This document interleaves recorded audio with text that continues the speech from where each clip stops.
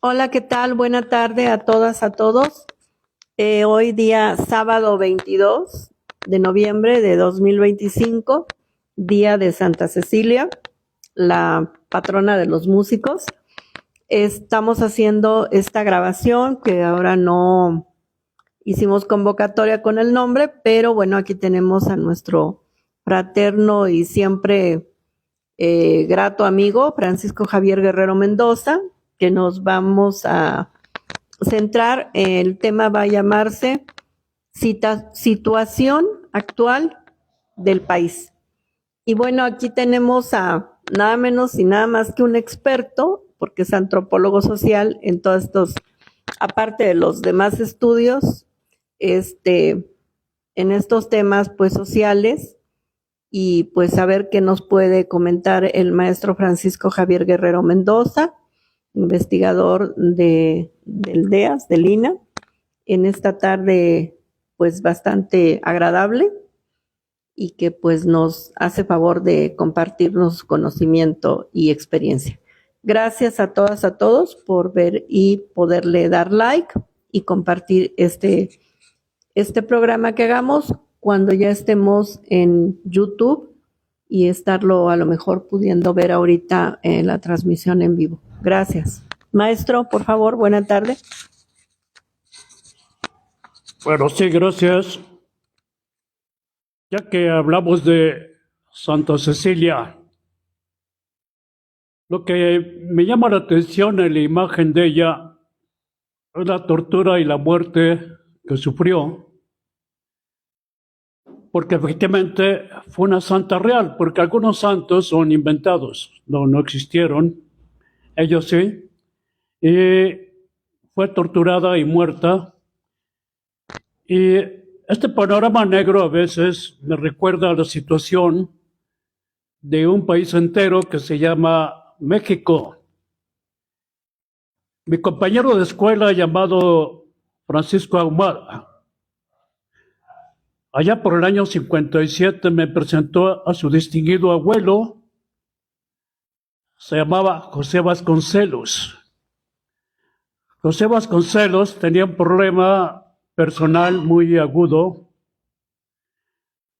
porque decía que le habían cometido un fraude electoral enorme el año 1929, porque el gobierno plutocrático y despótico de Plutarco Elías Calles le había robado una elección y el presidente Calles había puesto como pelele a un tipo que le decían el nopalito porque era muy baboso. Se llamaba Pascual Ortiz Rubio, antiguo embajador de México en Brasil. Efectivamente, aunque yo soy medio betabel, no viví esa época, pero mi padre me contaba, es posible que Vasconcelos haya perdido la elección, porque en realidad el aparato de fraude era tan bien elaborado que además la buena parte de la gente no tenía derecho al voto o los que votaban no sabían qué estaban haciendo. Entonces, Vasconcelos puede ser que haya ganado la capital de México y en particular los círculos intelectuales y universitarios. Posteriormente, después del fraude, Vasconcelos se sintió brutalmente indignado, se fue a Estados Unidos exiliado, después de que gran parte de sus partidarios fueron brutalmente asesinados. Por ejemplo, el gran líder estudiantil Germán del Campo, y en este lugar llamado Topilejo se encontraron una multitud de cadáveres de chicos vasconcelistas que eran estudiantes y que habían sido bestialmente asesinados por el tirano Plutarco Elías Calles. Como Vasconcelos estaba entonces muy molesto con el pueblo mexicano, él alegaba que el culpable del fraude era el pueblo mexicano, porque cuando yo lo entrevisté en 1957, poco antes de su muerte, decía que el pueblo mexicano era un pueblo de cobardes, de miserables cobardes que soportaban a los peores gobiernos del mundo. La única defensa que tienen los mexicanos son los chistes de tipo clandestino son totalmente incapaces de tomar las armas para derrocar un gobierno putrefacto como es el gobierno de México. Yo no era antropólogo en aquella época porque era menor de edad. Yo le dije al maestro Vasconcelos, usted creo que no conoce muy bien México. En aquellos años 29, según me cuenta mi padre, usted recorrió extensamente la República Mexicana, pero no lo ha vuelto a hacer. Ya ha habido muchos movimientos sociales, sobre todo de campesinos mexicanos, que se han reclamado de manera enérgica y severa la explotación y el desorden y la opresión que están sufriendo. Muchos de estos movimientos sociales han sido reprimidos a sangre y fuego por el gobierno que mal gobierna México, el gobierno del PRI y del PAN, ¿no? Había muchos movimientos de copreros, de cañeros, de gente que cultiva simplemente el maíz, que se han rebelado. Y en cuanto a los obreros, ha habido movimientos obreros importantes en México, de los cuales ustedes ya no han tomado nota. Usted ha estado alejado de lo que pasa en este país, entonces se molestó muchísimo, se molestó más todavía porque empezó a atacar a los mexicanos diciendo que adoraban una prostituta llamada la Adelita, y yo le dije a Vasconcelos, ¿y usted qué opina de la adoración mexicana a la Virgen de Guadalupe? Como él era muy guadalupano, entonces se molestó mucho y me corrió de su casa, ¿no? Pero en realidad Vasconcelos había sufrido realmente una parálisis casi cerebral por la indignación que tenía de haber perdido la elección. Es más, llegó a dirigir una revista nazi. La embajada alemana en México sacó una revista llamada Timón, que dirigió José Vasconcelos, y en los últimos años de su vida se puso a alabar a dictadores nefastos como Francisco Franco, el maldito asesino español, y a otros dictadores de otras partes del mundo. Hay gentes que dicen incluso que veían pasar por la calle Vasconcelos y decían, ahí va uno que se cree Vasconcelos, o sea, que no era Vasconcelos. Y hubo un periodista famoso llamado Roberto Blanco Moeno en los años 50, ya nadie se acuerda de Blanco Moeno, pero en aquel tiempo era famosísimo, y Blanco Moeno inventó, yo creo que inventó, algo que sin embargo parece verdad, algo que parece verdad. Dice, el auténtico José Vasconcelos, en 1929, se suicidó. Y hay un farsante comediante que se hace pasar por Vasconcelos, porque se parece físicamente mucho. Se llama Francisco Campos, un tipo de Durango. Vasconcelos era de Oaxaca, por cierto, ¿no? Okay. Claro, a mí no me hizo mucha gracia eso, porque como yo soy de Durango, el hecho de que un impostor fuera también de Durango no me hizo mucha gracia, ¿no? Ahora, ¿por qué me remito a la experiencia de Vasconcelos? Porque la postura de Vasconcelos, el sentido de que el pueblo mexicano era un pueblo inerte y cobarde, era una posición equivocada. De hecho, desde mucho antes del dictador Porfirio Díaz, ha habido multitud de rebeliones en México, rebeliones indígenas, rebeliones campesinas, incluso rebeliones contra el gobierno de Benito Juárez. Por ejemplo, la rebelión en Chalco, en la época de Juárez, la rebelión del Tigre Lozada en Nayarit contra Benito Juárez, ¿no?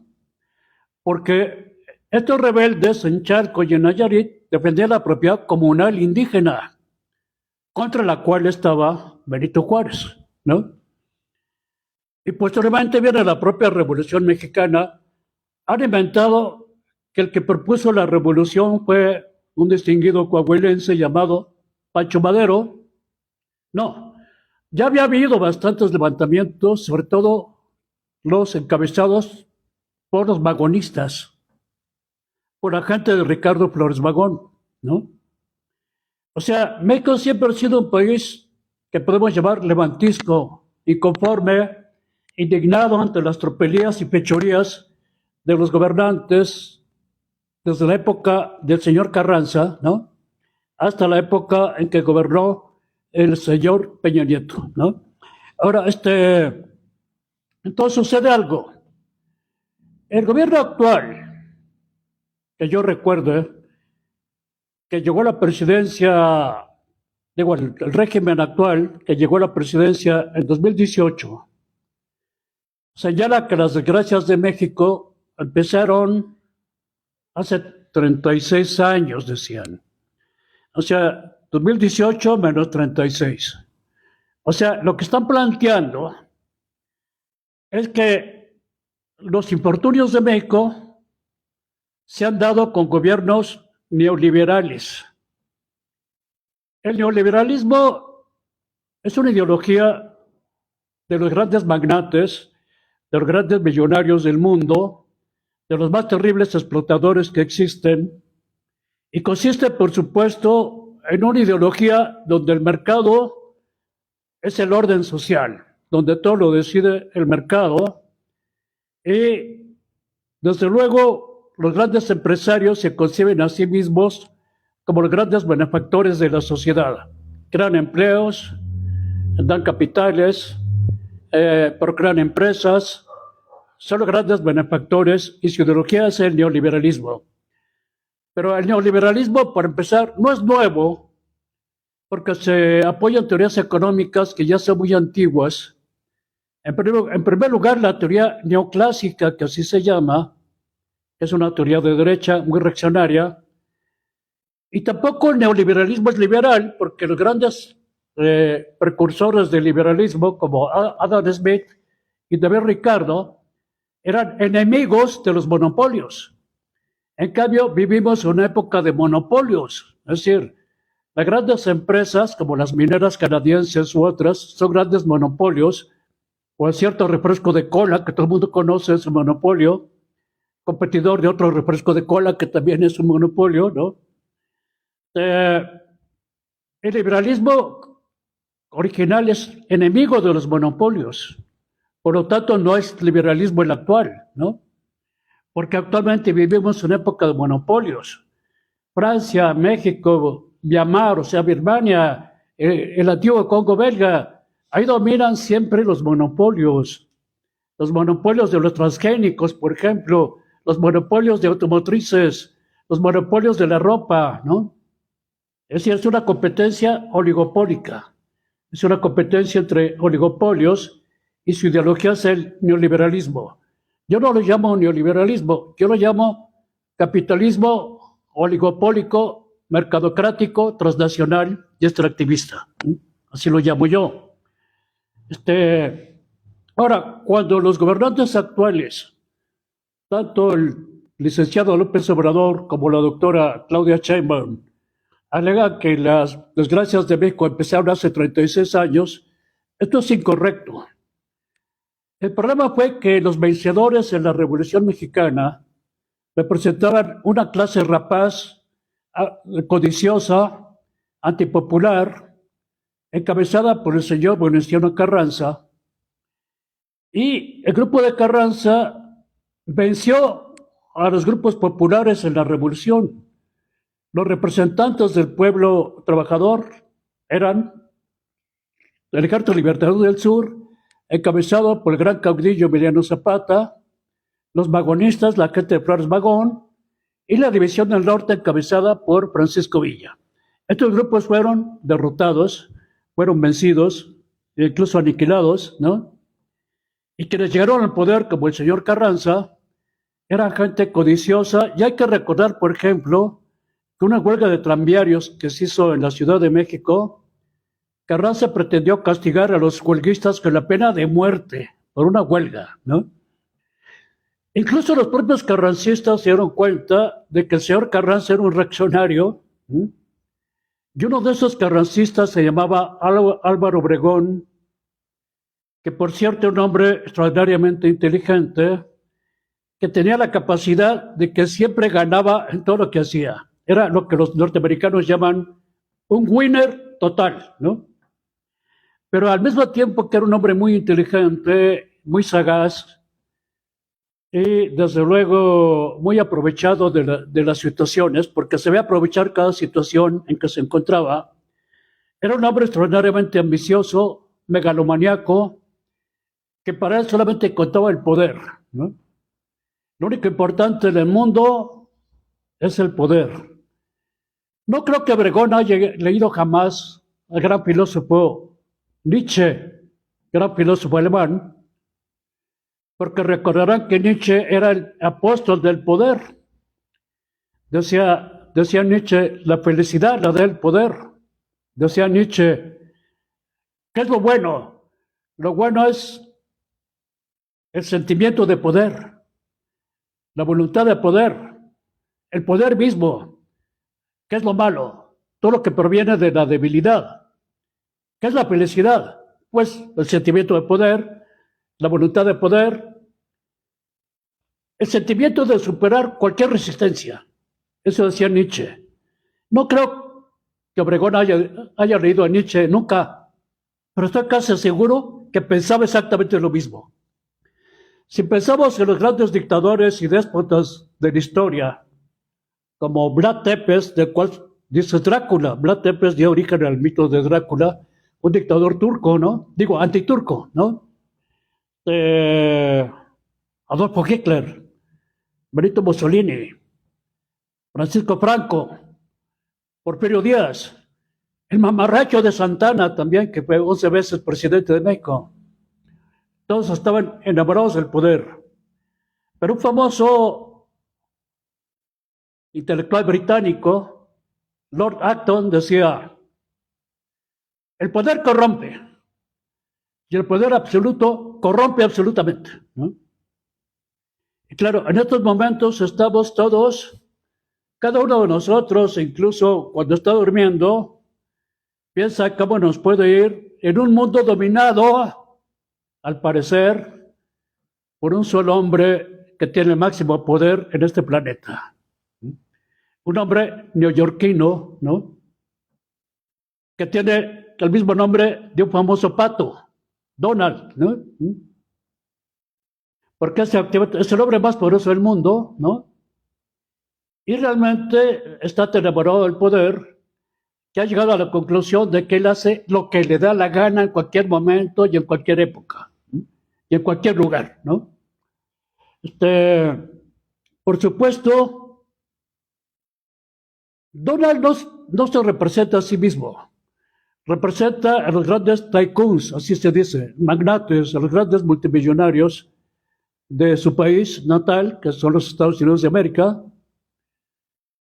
Es, por supuesto, un hombre que tiene el máximo poder en la historia, porque ni Hitler ni Mussolini llegaron a tener ese enorme poder que tiene él, no solamente por sus bienes materiales, sino por la cultura que impone al mundo, por la forma de pensar que impone al mundo, porque ni siquiera Stalin, que dominó la sexta parte del planeta, llegó a tener el poder de Donald Trump.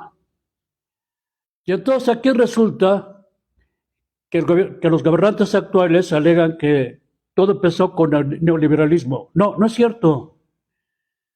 Los gobiernos anteriores, desde Carranza, representaban también una obsesión por el poder, y en esa obsesión generaron un ambiente de represión constante, cotidiano, recurrente, porque si uno se pone a inventariar, a contar, a enumerar las represiones que hicieron desde Carranza los gobernantes, podemos contar mucho más de 2,000 represiones, fundamentalmente contra obreros y contra campesinos. Es cierto que si leemos libros de historia, casi no nos hablan de esas represiones. No nos hablan de esas represiones. Sí, porque cuando existe Aguas Blancas, cuando existe Acteal, hubo muchas matanzas anteriores, los medios de comunicación, que eran la prensa y el radio, y la televisión original. La primera época de la televisión nunca mencionaba las represiones, nunca. O sea, de 1917 a 2018 vivimos en el paraíso. Si uno leía el Excelsior, el Universal, el Novenada, pues aquí se vive muy bien.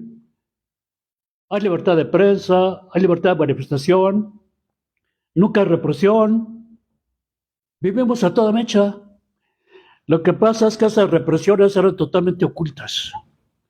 Cualquier clase mediero viviendo, por ejemplo, en Narvarte, nunca se enteraba de las represiones que había. Los que éramos estudiantes de la Universidad o del Poli, tampoco estábamos enterados de las represiones. Y yo, que vivía en una colonia bastante pirruris, la colonia Roma, jamás me enteraba de ese tipo de cuestiones, ¿no? Y sin embargo era algo constante, recurrente, y entonces uno se pregunta, ¿por qué existían esas represiones? La gente votaba por el partido oficial, llamado Partido Revolucionario Institucional. No solamente represiones colectivas, se asesinaron a multitud de líderes sociales como José Guadalupe Rodríguez, como Isaac Arriaga, como Primo Tapia, y muchos estuvieron a punto de ser asesinados, como Demetrio Vallejo o Valentín Campa, por ejemplo. Los regímenes del PRI y de su magnífico heredero, el PAN, Partido Acción Nacional, generaron también, junto a la represión, una especie de populismo institucionalizado. Hay que recordar, por ejemplo, que incluso presidentes de derecha, como el señor Gustavo Díaz Ordaz, tenían una serie de programas sociales que de ninguna manera pueden equipararse con los actuales, pero que eran programas sociales que efectivamente lograban, por ejemplo, que algunos sectores populares apoyaran incluso al gobierno, aunque los apoyados tuvieran la conciencia de que era un mal gobierno. Digamos, por ejemplo, los campesinos casi todos tenían precios de garantía para sus cosechas. Y eso logró que muchos campesinos efectivamente llegaran a votar por el partido oficial porque les convenía votar por el partido oficial, porque si no votaban por el partido oficial no podían conseguir precios de garantía, no podían conseguir créditos de avío, no podían conseguir créditos refaccionarios, el Banco Agrícola no les hacía caso. O sea, si uno era un campesino rebelde, podía tener la seguridad de que no iba a ser beneficiado por el gobierno. También había algunos beneficios sociales en una especie de micropopulismo, tanto por parte del PRI y del PAN, pero la buena parte del pueblo sabía que vivíamos en una época de hambre, de miseria, y eso lo sentía el pueblo, lo sentía en carne propia, y por eso es que ya en los años 60 aparecen varias guerrillas que intentan cambiar el curso del país. Y en primer lugar, la guerrilla de Lucio Cabaños en el estado de Guerrero, la guerrilla de Genaro Vázquez, también en Guerrero. Hubo un intento de generar una guerrilla por parte de Rubén Jaramillo en Morelos, pero fue brutalmente asesinado en Xochicalco por el gobierno de López Mateos, por órdenes del secretario de Gobernación, Díaz Ordaz. Y Enedino Montiel, en fin, yo puedo mencionar a multitud de líderes obreros y campesinos que han sido asesinados en esa época nefasta, ¿no? Aparte de todo eso, el servilismo frente al vecino del norte era verdaderamente abrumador. Es decir, si el presidente de los Estados Unidos de América, digamos, Harry Truman o John Kennedy o el presidente Eisenhower daba una orden para que se cumpliera aquí en México, se le obedecía. A veces me daba la impresión de que quien gobernaba México no era el presidente, sino el embajador de Estados Unidos, ¿no? Claro, todo esto fue creando un ambiente de hostilidad, de enojo, de indignación. Y estalla una primera gran rebelión contra el gobierno, una rebelión pacífica, pero impugnadora del poder, que fue el año 1968.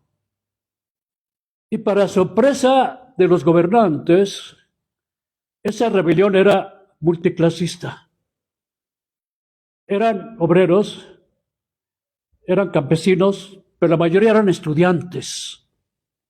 La mayoría eran estudiantes, lo cual fue una sorpresa para los gobernantes, porque la mayor parte de los chicos estudiantes de la UNAM y bastantes del Politécnico eran hijos de gentes de clase media o incluso de clase acomodada, sobre todo los del UNAM, ¿no? En la UNAM éramos muchos hijos de gente pirruris, de gente pipí, ¿no? Y sin embargo, nos lanzamos al movimiento estudiantil. Y hay que tomar en cuenta que esta rebelión sí fue ampliamente conocida en México, porque la prensa, el radio, la televisión, sí se ocuparon del movimiento estudiantil, no guardaron silencio. Sin embargo, atacaban constantemente el movimiento estudiantil. Es decir, uno prendía Televicentro, Televisa, y nos decían que nos pagaba Rusia, otros decían que nos pagaba China, otros decían que nos pagaba Fidel Castro. El supuesto líder izquierdista llamado Vicente Lombardo Toledano cambió la tesis. Decía que nos pagaba la Agencia Central de Inteligencia, que trabajábamos para el gobierno de Estados Unidos, ¿no? O sea, era una rebelión odiada, aborrecida por el presidente Díaz Ordaz. Y por eso, a medida que el movimiento crecía también un peligro. Al principio eran solamente estudiantes los que hacían el movimiento, pero el movimiento fue teniendo gran importancia entre obreros, campesinos y artesanos, que sin embargo no se unían al movimiento por una sencilla razón, por temor. Si había obreros que se unieran al movimiento, podían ser cesados e incluso reprimidos, encarcelados, atosigados, como sucedió con los ferrocarrileros en el año 59, ¿no? Campesinos también simpatizaban con el movimiento, pero sabían que esa simpatía les podía costar la vida. Sin embargo, el movimiento estudiantil cita un mitin el 2 de octubre del 68, y para terror del gobierno, obreros de Pemex, algunos ferrocarrileros, pequeño grupo de campesinos, llegaron también el 2 de octubre.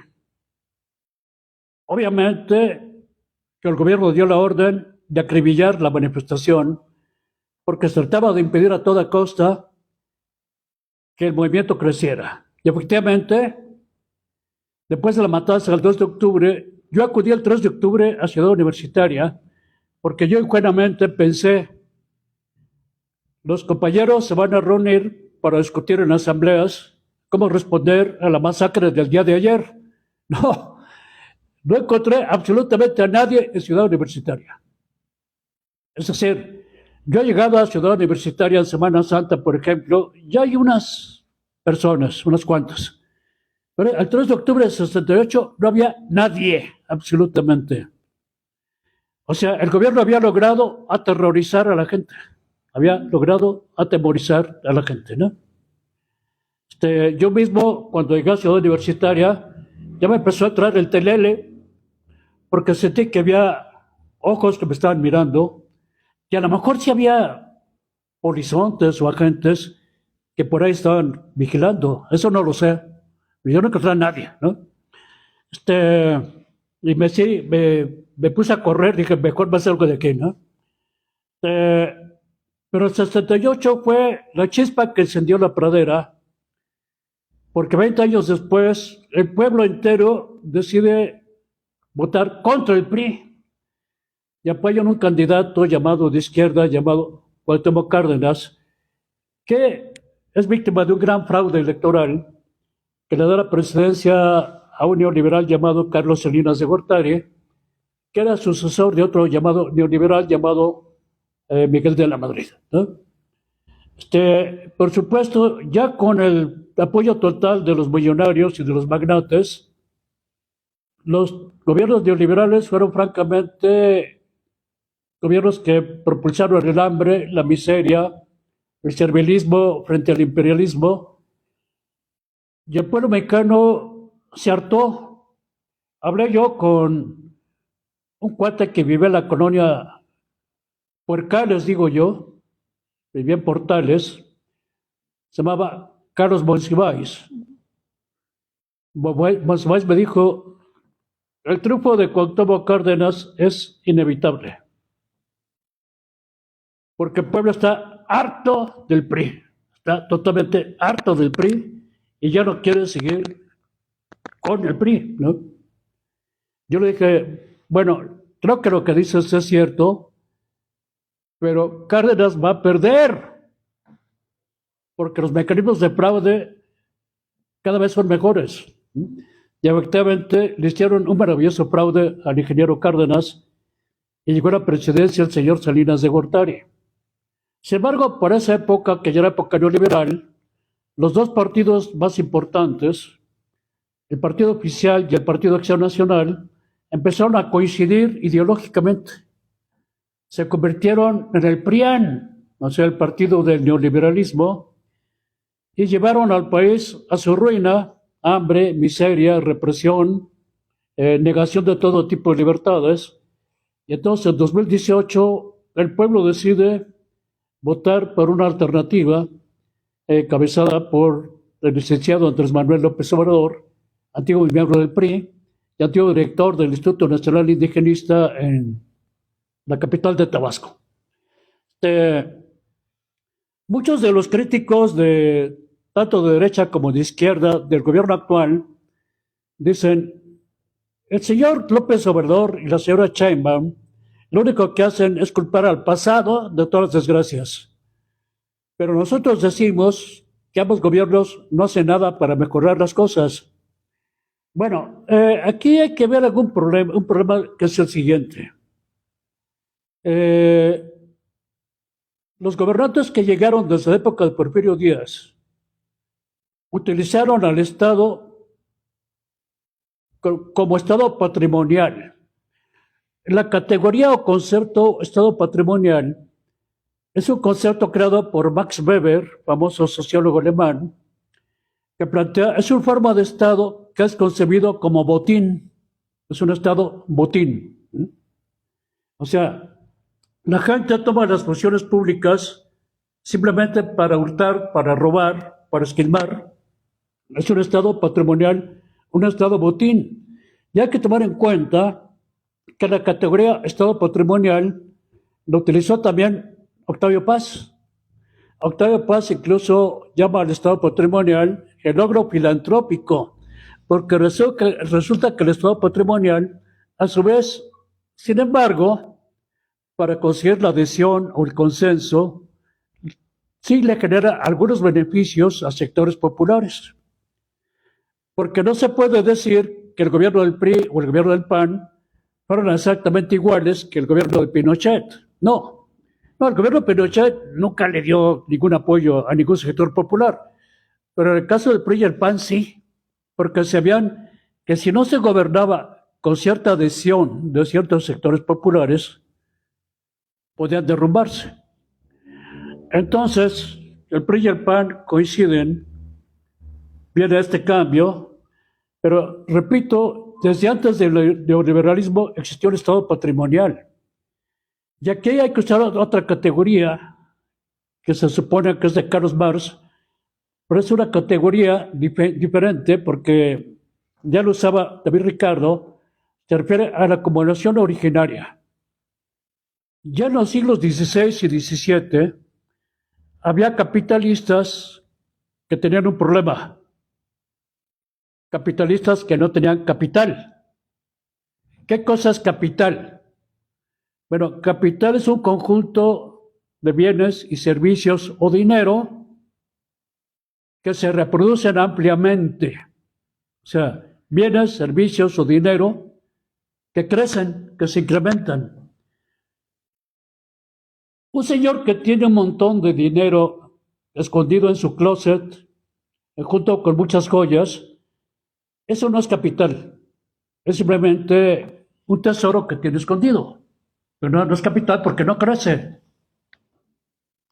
El capitalista siempre es una persona que invierte 2 pesos para que los 2 pesos se conviertan en 20,000 pesos. Es la reproducción ampliada. Es decir, cualquier empresa como Walmart, Coca-Cola, Ford Motor Company, etcétera, se invierte para ganar mucho más de lo que se invierte. Si no, no tiene sentido invertir, ¿no? Eso es capital. Capital es un conjunto de bienes, servicios o dinero que sirve para reproducirse, para ampliarse. Pero en los siglos XV y XVI en Europa había capitalistas, bueno, gente que quería ser capitalista, pero no tenía capital. O sea, no tenía dinero, no tenía bienes, o no tenía servicio, pero ya producían mercancías dentro de feudos o haciendas. Entonces, para formar capital, lo que hacen es despojar de sus tierras a los campesinos, llegar al Estado y robar, formar saqueos de arcas públicas. Es decir, robar a los artesanos sus máquinas y sus herramientas, convertirlos en obreros y formar capital. Así se fue formando la llamada burguesía y se creó lo que se llama acumulación primitiva de capital, que siempre fue violenta. Es decir, estos capitalistas que no tenían capital, pues ¿quiénes son? Bueno, son los ingleses conquistando la India, son los franceses conquistando Indochina, son también ingleses y franceses conquistando China, son los españoles conquistando América Latina, portugueses Brasil, ¿no? Y aquí forman capital, ¿no? Aquí, por ejemplo, llegaban españoles que no tenían un solo quinto en sus bolsillos y que de repente despojaban de sus tierras a los indígenas y esas tierras se convertían en mercancía y producían trigo, maíz y se convertían en grandes empresarios, ¿no? No todos, no todos, porque actualmente está muy de moda estar atacando a todos los españoles que llegaron aquí. No, aquí llegaron también españoles benefactores del pueblo. Llegaron muchos monjes que favorecieron a la gente indígena, monjas que crearon hospitales, monjas que crearon clínicas, monjas y padres que crearon escuelas, ¿no? Hay que distinguir a los que yo llamo gachupines de los españoles. El gachupín es el maldito encomendero, el explotador, el asesino de indígenas, ¿no? Pero eso no hay que confundirlo con los españoles que llegaron aquí e hicieron grandes beneficios como músicos, pintores, sacerdotes. Bueno, había sacerdotes explotadores también, por supuesto, ¿no? Y estaba la maldita Inquisición, ¿no? Pero todo esto se llama acumulación primitiva. Bueno, la acumulación primitiva sigue existiendo, porque la acumulación propiamente normal es cuando uno invierte y saca lana, ¿no? Esa es la acumulación capitalista normal. Pero sigue existiendo la acumulación primitiva, que un famoso geógrafo inglés, David Harvey, llama acumulación por despojo. Pues la acumulación por despojo sigue. Actualmente se despoja a multitud de campesinos, se despoja a multitud de obreros.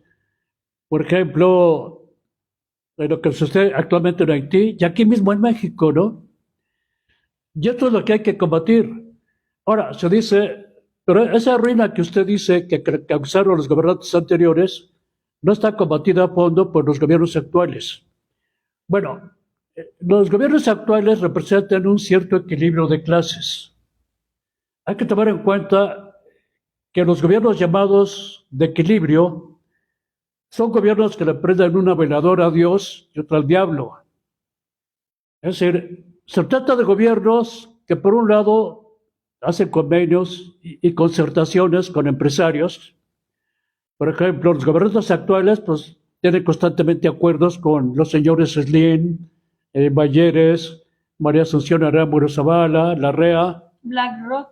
Ellos son gente que negocia con el gobierno actual y por otra parte el gobierno actual también genera beneficios mediante programas sociales a muchos sectores populares. Por eso digo que le prende una veladora a Dios y otra al diablo, ¿no? Así son los gobiernos que algunos llaman populistas, ¿no? Pero incluso un gobierno como el de Stalin, mucha gente odia a Stalin, el antiguo dictador de la Unión Soviética, porque era un dictador sanguinario. Efectivamente, él mandó a asesinar a multitud de gentes, ¿no? A muchos revolucionarios incluso, ¿no? Pero yo que viajé a la Unión Soviética, me acuerdo que allá había muchos beneficios en el campo de la medicina, en el campo de la ciencia, en el campo de la educación. Por eso se convirtieron en la segunda potencia mundial. No fue de gratis nada más, ¿no? Sí existían beneficios, aunque también existía una dictadura terrible, ¿no? Porque también cuando uno está analizando una sociedad, no hay que ver las sociedades como las películas malas de vaqueros. Las películas malas de vaqueros siempre están los buenos, que son los vaqueros, y los malos, que son los indios. Hay algunas películas al revés. Por ejemplo, Danza con Lobos es una película en que los malos eran los blancos y los buenos eran los indios, ¿no? Pero son películas donde aquí está el bien y aquí está el mal, ¿no? No. La realidad es que incluso la dictadura Stalin creó una serie de beneficios al pueblo y aunque parezca increíble, la dictadura del feroz asesino Hitler creó una serie de beneficios sociales para la gente que él consideraba de raza superior. O sea, los blancos más blancos, los arios, como él los llamaba. Porque hablando incluso con alemanes, que ya muchos murieron, ellos recuerdan incluso con cierto beneplácito la época de Hitler, porque en esa época, siendo gente de clase media, les fue muy bien, aunque eran de clase media, no eran ricachones, ¿no? Porque había ciertos programas hitlerianos que favorecían a ciertos sectores populares de la gente de raza superior. Dice de raza superior, porque las razas superiores entre los seres humanos no existen, porque todos los seres humanos tenemos el mismo genoma, somos exactamente la misma especie, por eso no hay razas superiores ni inferiores. Entonces la situación actual es grave, porque el pasado nos condena, como se llamaba una película, El pasado me condena, con Jane Fonda. El pasado es un pasado terrible, de miseria, de hambre, de depravación, de represión, y es muy difícil erradicar ese pasado en 7 años. Es dificilísimo, es dificilísimo. Yo entiendo el optimismo de los gobernantes actuales, pero es totalmente utópico, ilusorio, creer que esa herencia se puede acabar en 7 años. Eso es utópico. Sin embargo, la única posibilidad que tienen los gobiernos actuales, encabezados por el Grupo Morena, de progresar hacia adelante, es apoyarse en los sectores populares, pero no solamente con programas sociales, porque los programas sociales son beneficios que vienen desde arriba, son como dádivas, inmovilizan incluso a los sectores beneficiados, porque el sector beneficiado solamente está esperando pues que le pasen su tarjeta de bienestar, que le paguen sus 6,000 pesos bimestrales, o que le den su beca, pero inmovilizan a la gente. Es decir, quienes tienen que pelear por sus propios beneficios son los propios trabajadores, los trabajadores movilizados, los trabajadores organizados, los trabajadores que luchan ellos mismos por conseguir, por sus propias movilizaciones, los beneficios. Así fue en un principio la Revolución Rusa, al principio. Así fue al principio la Revolución China. Fueron grandes revoluciones donde el pueblo gobernó durante una época, realmente gobernaron los trabajadores. Yo, por ejemplo, yo digo que el pueblo soviético gobernó de 1917 a 1928, cuando ya la dictadura de Stalin se impuso sobre el pueblo. O la dictadura en China fue de 1949 a 1970, ¿no? Después ya vino la dictadura de Mao, ¿no? Pero los que consiguieron esos beneficios revolucionarios fueron los propios sectores populares. Los beneficios básicos se logran cuando uno pelea por ellos, cuando uno es el sujeto protagónico que lucha por ellos, no cuando está esperando que papá gobierno le dé beneficios. Yo no estoy en contra de los beneficios que da papá gobierno. Al contrario, me parece muy bien. Estos programas sociales han beneficiado a bastante gente. Pero la cuestión no es esperar las cosas desde arriba, sino conquistarlas por nosotros como trabajadores. Entonces, prácticamente, los gobiernos actuales realmente son gobiernos progresistas. Lo que tienen que hacer es generar la propulsión, poner en marcha la movilización popular, generar movilizaciones populares, lograr efectivamente que la gente gobierne sus ejidos, que la gente gobierne sus barrios, que la gente gobierne sus emporios artesanos, conseguir las cosas por uno mismo. Es el caso, por ejemplo, del feminismo. Las feministas inteligentes dicen, no son los hombres los que nos tienen que conceder gratuitamente, porque son muy generosos, la libertad. Somos nosotras, las mujeres, las que vamos a luchar por salir de la esclavitud. Somos nosotras las que vamos a acabar con el patriarcado.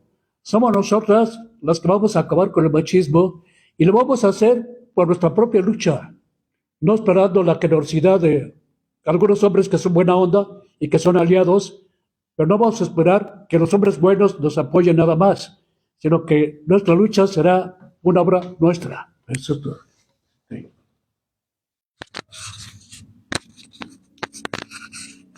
Pues sí, sí, Javier tiene toda la razón. Somos los ciudadanos, las y los ciudadanos los que tenemos que luchar por que las condiciones de la sociedad sean diferentes y creo que ahí también tenemos un problema que no solo el gobierno se asume, pensaría yo, el dador, no solo de, como dices, David, dádivas o becas, sino que debe de salvar al pueblo, ¿no? Sino es el pueblo el que tendría que salvarse a sí mismo.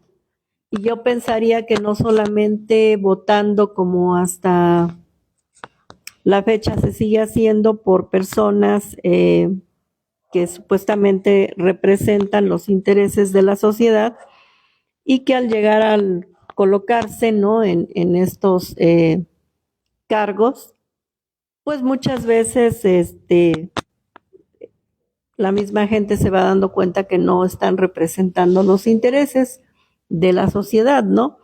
Y yo creo que ese es uno de los grandes males de nosotros como ciudadanos de a pie, que estamos esperanzados a que alguien venga a rescatarnos, ¿no? Al que alguien ponga las cosas en orden, cuando en realidad pues también nosotros no colaboramos en muchas cosas. Desde un ejemplo muy elemental o básico, pues cómo se tira la basura, ¿no? Por las personas de cualquier estrato social, tiran basura en las calles, en las carreteras, en todos lados. Y bueno, eso no nos... educación ciudadana nosotros mismos. Exacto. Entonces, nosotros mismos no estamos, aunque el presidente Andrés Manuel, bueno, el expresidente Andrés Manuel López Obrador decía que el pueblo de México era un pueblo muy politizado, pues yo creo que no es así. No tenemos conciencia realmente de cómo manejarnos entre ciudadanos, no solo ir a votar, sino también cómo conducirnos, ¿no? La sociedad está haciéndose cada vez más difícil de ser empático, pensaría yo, ¿no? Con las demás personas. Y eso, bueno, se dice que lo creó el neoliberalismo, ¿no?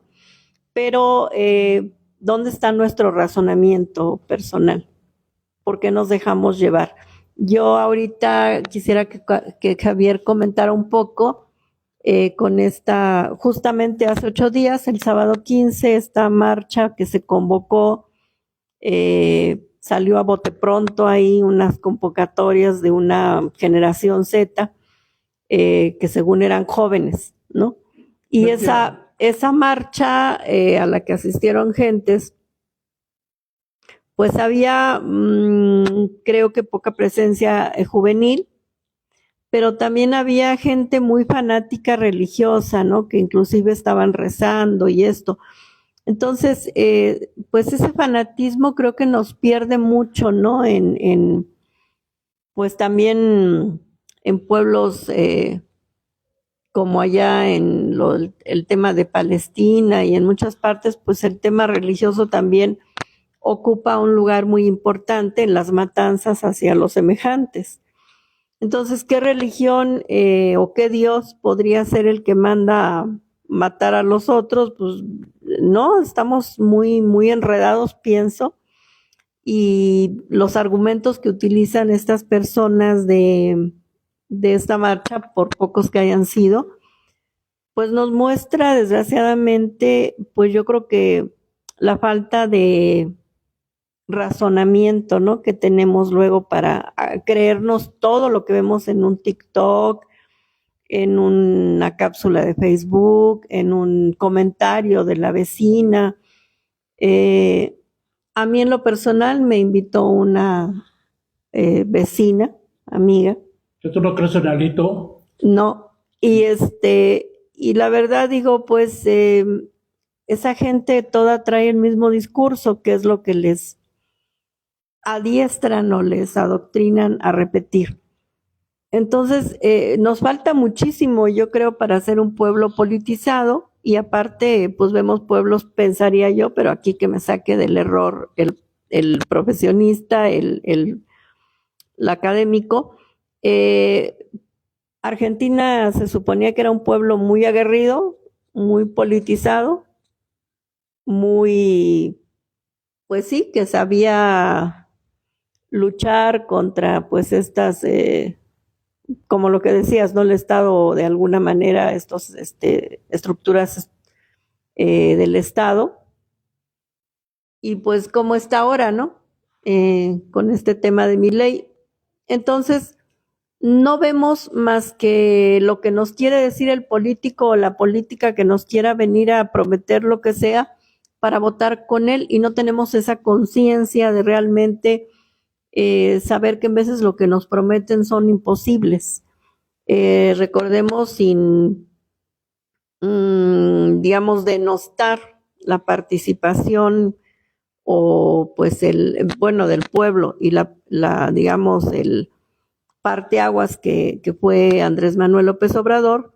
Pues recordemos que Andrés Manuel López Obrador dijo, se acabó la corrupción, ¿no? Se acabó el neoliberalismo, ¿no? Al entrar ellos. Y bueno, eso realmente es falso, ¿no? Porque son, como ahorita lo está diciendo aquí el maestro Francisco Javier Guerrero, pues son temas muy antiguos, muy arraigados, como para que entre, o sea, haya un cambio administrativo y se rompa con toda una estructura muy sólida. Ahí sí creería yo que esa es una estructura muy sólida, tanto de la corrupción, del nepotismo, de inclusive pues el crimen organizado, ¿no? Que cada vez lo vemos más fuerte, más consolidado, más diversificado en sus actividades, ¿no? Porque pues ya pasan de ser a lo mejor distribuidores y productores de drogas, pues pasan a ser empresarios, básicamente, ¿no? A crear empresas para lavar el dinero y demás. Entonces, hay mucho que hacer, creo, en esta conciencia que tendríamos que tener para empezar de clase, que mucha gente pues se siente fifí, sin serlo. Una persona por ahí, la que me invitó a la marcha, dice, ya Claudia nos quitó la propiedad privada, ¿no? Entonces hay mucha mala información, mucha confusión, mucha ignorancia, desgraciadamente. Y también tenemos que ver que los políticos, como bien lo decías hace rato, pues Donald Trump pues ha ocupado su puesto de presidente, pues él es un empresario, ¿no? Y al estar moviendo con los aranceles, las amenazas y todo, pues manipula las expectativas del mercado internacional para el obtener, hay no recuerdo ahorita el dato preciso de el aumento de su fortuna, pero es casi ya pegándole al doble, ¿no? Lo que ha crecido su fortuna personal. Y pues todo esto a partir de ese manipular a la gente, comprometerles cosas, de volver a ser América grande y demás. Entonces, hay mucho que aprender, que entender y pues desgraciadamente luego no queremos, ¿no? Nos lavamos las manos con ir a votar en las elecciones y decimos ya ellos van a arreglar. Y eso no es cierto. ¿Qué opinas, Javier, de estas convocatorias que hubo del sábado 15 y pues la que estuvo realmente muy, pues que será vergonzosa, muy ridícula, muy de risa, la del día 20 de noviembre?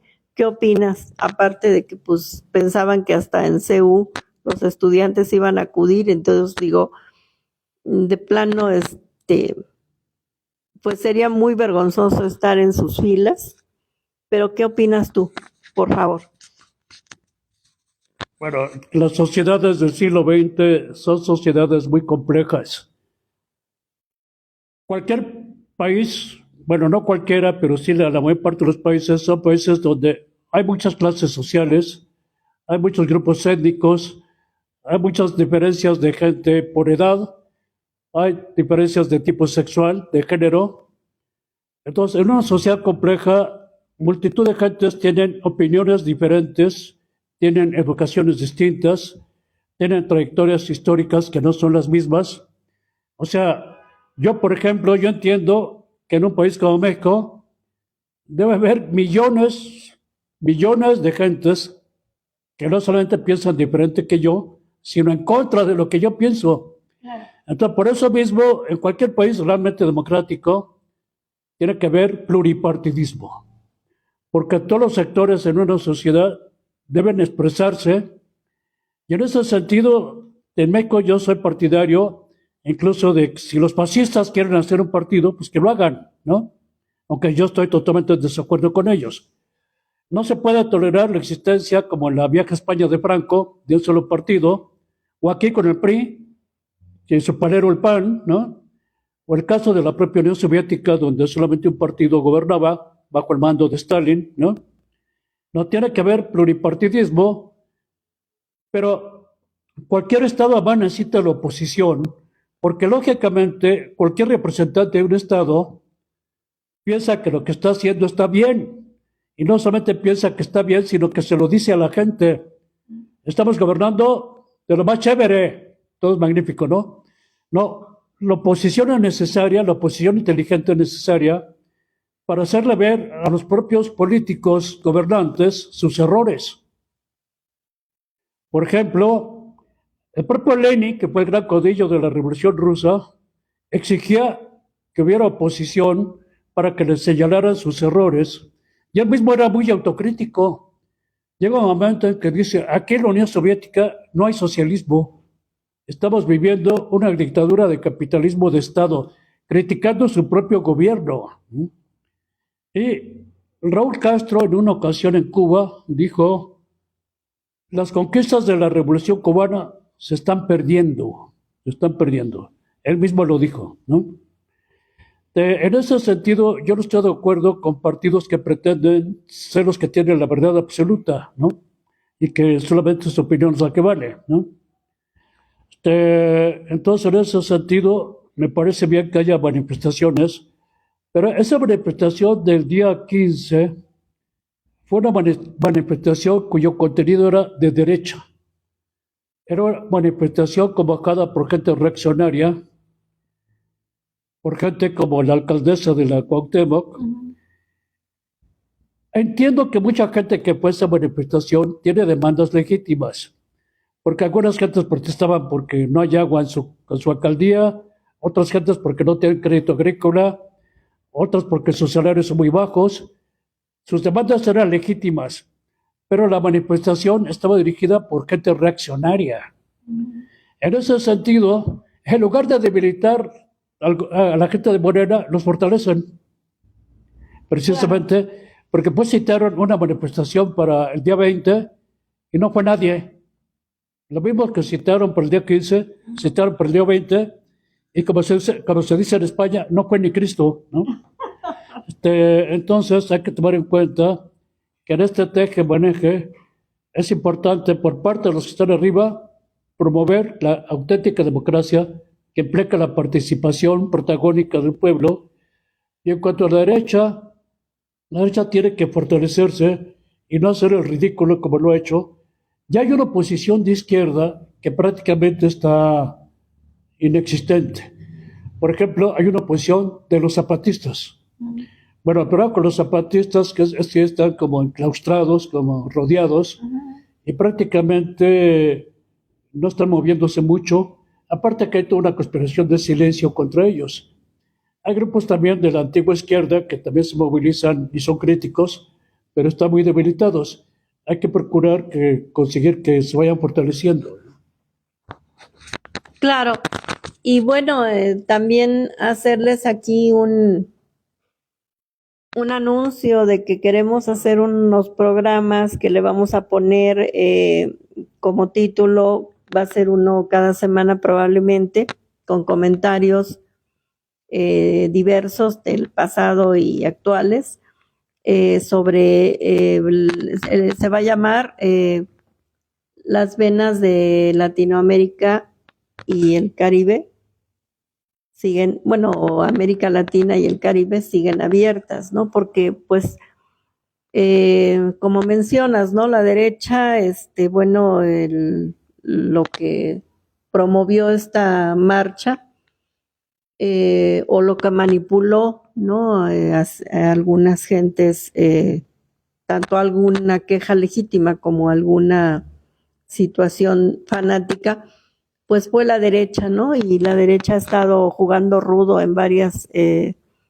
países, ¿no? De América Latina y del mundo. Entonces, desgraciadamente aquí yo creo que no es solo el intento de los que quieren realizar este tipo de retroceso, pensaría yo, ¿no? Para la humanidad, o de avance de la, pues del saqueo y de todo, ¿no? Sino el problema, creo, fundamental es la resistencia que tenemos las personas para tener nociones de conciencia, ¿no? De poder saber qué hacemos, de tener criterio, y eso es lo que nos da el traste con muchas cosas en los países que son afectados o los sectores que son afectados. Y pues en estos programas vamos a tener, aparte de la presencia del maestro Javier Guerrero cuando pueda asistir, pues otras personas que también nos van a hacer favor de venirnos a comentar cosas tanto de México como de los países, pues que ya tenemos ahí conocimiento de tantas problemáticas como Argentina, como Colombia, como Ecuador, en fin, o sea, hay un collage ahí de problemáticas que emergen, ¿no? Así como que se me ocurre como cuando está tapado el caño y burbujea hasta la porquería. Entonces, aquí en México, pues no estamos cantando malas rancheras con todo esto que vamos viendo, el tema de Michoacán, pues no es sarcasmo, pero pues Morena tiene plan C para el segundo piso, tiene planes por todos lados, ¿no? Y uno de ellos es el plan Michoacán, ¿no? Que van a acercar, según lo oí, pues en la misma mañanera, ¿no? Van a como a cerrar el estado, ¿no? Con militares para que ni salgan ni entren la gente del narco. Entonces, y bueno, a crear preparatorias, universidades, canchas, las becas, en fin. Entonces, hay temas muy amplios, muy extensos que pues comentar. y pues queremos invitar a gente especialista para que los comente y a ver si de pronto vamos aprendiendo a tener un poquito de más razonamiento, los que no sabemos, de más pues criterio para la hora de votar y no creernos también cualquier promesa, porque recordemos que aunque Morena pues tiene la gran aceptación, la presidenta, antes el presidente, el gobierno, la 4T, según es muy aplaudible en porcentaje lo que el pueblo está viendo en ellos, pues hay muchos, ya no negritos en el arroz, algún día lo dije, ya se les quemó el arroz en algunos lados, como por ejemplo en Guerrero, ¿no? La gobernadora. Y pues si nos ponemos a buscar, el periodista Julio Hernández dice, un gobernador, un estado de Morena que está haciendo todo bien, coméntenlo aquí, uno solo, ¿no? Entonces aquí pues Javier, que tiene idea de todo eso, pues también el que nos comente si hay algún estado de la República que esté gobernado por Morena, que esté, como dicen los colombianos, de una, ¿no? Que esté haciéndolo bien. No, realmente, y aparte hay muchas deficiencias. La misma Rocío Nale, pues sacando ahí los trapitos al sol del gobernador anterior de ella, de Veracruz, cuando Obrador decía que era excelente, ¿no? Entonces, digo, Morena también, por eso necesita pues la crítica del pueblo más, pues con más conocimiento, con más análisis y la autocrítica de ellos mismos para poder reflexionar y mejorar las condiciones de lo que quieren hacer, ¿no? De esta transformación que pues todavía como que quiere, pero todavía no hemos visto tantas transformaciones, porque las becas, este dinero gratuito que se recibe, pues eso no es una transformación, ¿no? Es algo que nos hace sentir muy bien, pero no es una transformación realmente ni de la sociedad, pensaría yo, ni del país. ¿Tú qué opinas, Javier? No, yo tengo que irme. Bueno, pues entonces que se despida aquí el maestro Javier y ya seguiremos adelante en otra ocasión. ¿Algo que nos quieras de despedida? No, simplemente que sobre el caso de Argentina hay que ver por qué votaron por Milei. Hay que tomar en cuenta, el otro día discutiendo con un compañero, en España hay gente joven que apoya al dictador Franco, porque después de la muerte de Franco llegaron unos gobernantes pésimos y la gente joven piensa entonces que a lo mejor en el tiempo de Franco las cosas estaban bien. Ese es un error porque no conocen la historia. Aquí también hay gente que piensa, hay gente joven que cree que el tiempo de un Porfirio está mejor. Eso no es cierto. Y mucha gente que votó por Milei es porque los gobiernos anteriores fueron pésimos y rateros además, ¿no? Pero fue una equivocación porque el remedio era peor que la enfermedad. Ok. Bueno, pues cerramos el programa para que el maestro pueda asistir a otra cosa que tiene que hacer, dándoles las gracias. Mi nombre es Angélica de la Cruz, pidiéndoles se suscriban al canal. Tertulias es gratuito, no les cuesta nada y pues siempre van a aprender algo con las y los ponentes que traemos, pues algo que o ya se les olvidó o no lo sabían. Pues muchas gracias a todas, a todos. Gracias, Javier. Gracias.